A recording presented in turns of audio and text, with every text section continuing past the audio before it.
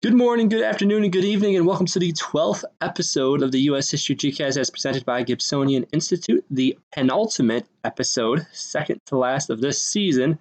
We are drawing to a close, so that means we got our Illinois State Constitution test rapidly approaching.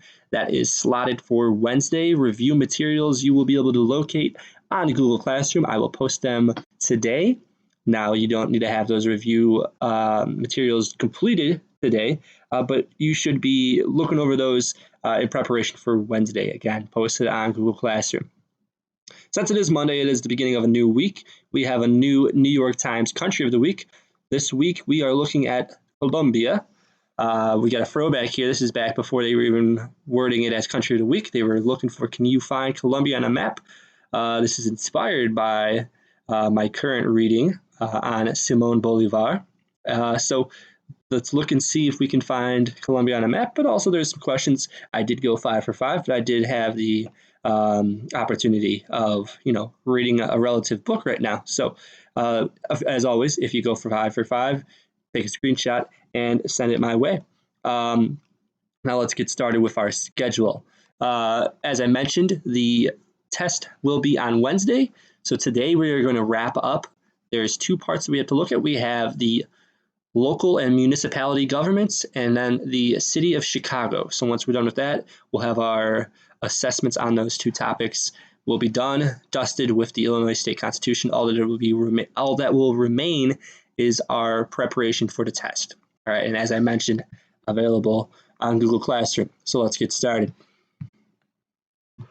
So as mentioned today, we are looking at the local and municipal governments, which is our finale. So as always with any of our lessons, we got to look first at our objectives, make sure we know where we're going here. So in the first half, we're going to be talking specifically about outlining the purpose of municipal and local governments, but then also comparing and contrasting the different types of municipal governments. We're going to look at 5 of them. In the second half, we're going to look specifically at the city of Chicago, and we're going to outline and contrast the city of Chicago government system to a typical municipal government. So let's get started here. Beginning with municipal government. A municipality, in definition, is a city, village, or town created to provide services that residents need or desire. There's 5 main types of governments for a municipality, and we're going to get into more details on the next slide with each of these. There's a mayor and council, trustee village, commission, council manager, and strong mayor. Now, some municipalities have what is known as home rule, which is the power given to the cities and towns in Illinois so that they may pass their own local ordinances. There is not every municipality is guaranteed this, and they don't start out with this. A good example of this, my current town, village, Westchester, has been voting on should we or should we not ask for a home rule from the state of Illinois, and it's been voted against several times. All right, so the idea here being that do you think that you have people in your local community that could that are intelligent enough and skilled enough to take care of business for the whole village, or do you want to keep it in the hands of the already elected officials throughout the state? So moving on into 5 main types of municipal governments, the mayor and council is going to be the most common form of government in Illinois. The way that's going to look is that there is a mayor, but there is also council people that will represent wards. There is also trustee village, in which there will be 6 trustees and 1 village president. And that's going to include elected board members. Then there is a commission, which has an elected mayor and 4 commissioners to split the governing duties. There's a council manager, where there's going to be a professionally trained manager is going to be selected to run the town with the council. So that's another one that my local town considered recently, was to have a council manager come in and help run things. And I believe we did decide to do that. I'm going to have to look into that, and I'll let you know. But there is specific training that is to help someone or a city or a local village to run a town with these professionally trained managers.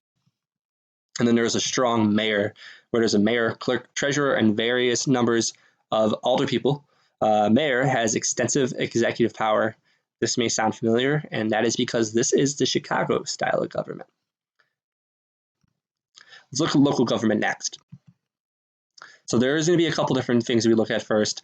Look at here, but first we're going to start with special purpose districts, and those are special districts, as you would assume, for special purposes, specific purposes. So an example of that would be a school district or a park district, where there's going to be people that are elected to oversee these districts with those specific purposes in mind. So someone that's going to be in charge of helping make sure the schools in that district are run efficiently and well. And then same with the park district, make sure it's offering a lot of different activities and it's suited towards all of its residents, not just anyone. For example, if the town's really like softball, but there's also people that like baseball, they should offer both sports, right? Not just one or the other. So this is a very simplistic view of what a park district's going to ensure, but that's something that you should be able to understand. Counties, so there's 102 in Illinois. All right, and within counties, they are going to carry out state policy, and they have a governing body known as the county board. Within counties, there are going to be townships, all right, and those are going to be divisions that are going to be in charge of construction and maintenance of rural roads and bridges, but also just general assistance to the needy. So they are at the most local of government besides the municipalities is going to be the township, like the second step up.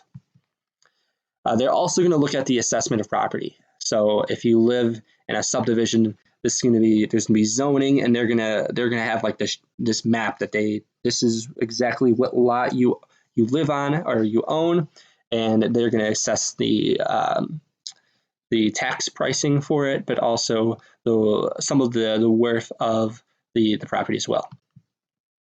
All right, we've reached our halftime, so go ahead, make sure you go to Google Classrooms and take the assessment for this first half. Once you're done, come on back. We'll get started again. All right, and welcome back. Let's get started with the second half here. It's going to be a quick one. We got a running game clock. Let's say it's going to be short here. So we're looking at the city of Chicago. The city of Chicago, as I mentioned earlier, has a mayor-council government. The legislative part of it is going to have a city council. There are 50 aldermen and women, one representing each ward, so that means there's 50 wards. Our alderman in the 19th ward is Mr. Matt O'Shea, near and dear to our heart, as he has had several Falcons come on through our school. Committees within the council are going to help pass legislation for the city, as any legislative body should. And then the city clerk is going to be the official record keeper. 3/5 of a vote from the aldermen or alder people can override the mayoral veto. So 3/5 vote needed to override mayoral veto. And then getting into the mayor serves 4-year terms. The most recent election for the mayor was 2019, so that means 2023 will be the next mayoral election. Our current mayor is Lori Lightfoot. A lot of Lori Lightfoot memes going around telling us to stay inside, so I'm sure we're all aware of who our mayor is. And she can veto council measures and submits an annual budget and appoints officers and commissioners. Another very relevant thing, as Ms. Lightfoot just appointed the new police commissioner. I believe his name is David Brown, the guy from Dallas. So something that you should have seen in the news recently. Now we've come to the end here. What I want to make sure that we're doing is, of course, there's the assessments to complete after this, but make sure that you're aware of the schedule we just announced with the test coming up on Wednesday. So Constitution test on Wednesday. Review guide is out there and posted right now. There's multiple ways of doing it. There's a sort of review guide, and then there's also a practice test. I would advise taking both because you can never be too prepared, but they're both out there for your use. But also make sure you're checking Power School and checking your emails, because I've been emailing a lot of you and I haven't been getting very many responses. So I'm concerned that we're logging in to do the work, but that's it. But I've been in contact with you. I want to make sure you're doing all right, but make sure I'm getting everything in from you. So check both of those. And then once again, if you have any questions, come see me at my office hours between 12:30 and 1, Monday through Thursday. Ideally, you should come see me before Wednesday when you take the test. Thursday would be not too helpful. But other than that, you can always email me and hang in there. Spring break's coming. See you soon.